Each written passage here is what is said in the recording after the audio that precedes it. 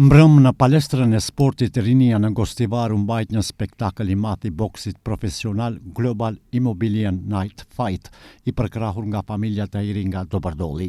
Në këtë mbrëmje u zhvilluan 4 duelet e boksit profesional, ndërsa lufta kryesore ishte ajo në kategorinë kryzer mes boksierit Benjamin Imerit dhe Edwin Mokera nga Kolumbia, që përfundoi me fitoren e Imerit në raundin e tretë me nokaut. Kujtojmë se boksieri 23 vjeçar Benjamin Imeri, i cili ka 15 fitore në boksin profesional, është boksieri i parë shqiptar që ka fituar titullin WBA Junior Champion. Pas fitores, boksieri Benjamin Imeri, ekskluzivisht për televizionin Koha, tha se ndihet i lumtur, por ka edhe shumë punë për të bërë. Ndjem i lumtur, por jo i plotësuar, mund të them. Kam ende shumë punë për të bërë.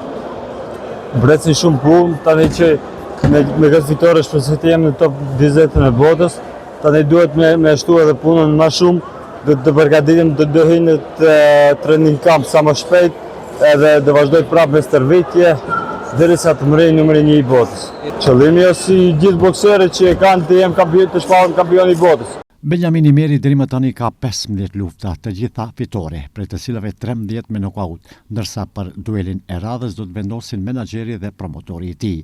Ai tha se fitoren e 15 ia dedikon Gostivarit. Këtë fitore ja dedikoj Gostivarit, që më kanë përkrahur gjithë, dhe i falenderoj shumë. Në luftrat tjera të boksit profesional, Ervis Lala, që jeton në Itali, mundi Srdjan Nikolici nga Bosnia me nokaut në raundin e tretë. Meksikani Antoni El Moeti mundi spanjollin Cristian Narvaez me nokaut në raundin e dytë, dhe boksieri nga Shqipëria Aldion Koladani me nokaut në raundin e parë mundi bosnjakun Miloš Vuletic. I pranishëm në këtë spektakël boksi ishte edhe boksieri i njohur shqiptar Nelson Hysa, i cili në emër të Federatës Shqiptare të Boksit, familjes Tahiri, i dorëzoi mirënjohje dhe palenderoi për mbështetjen që ja jep sportit, në veçanti boksit.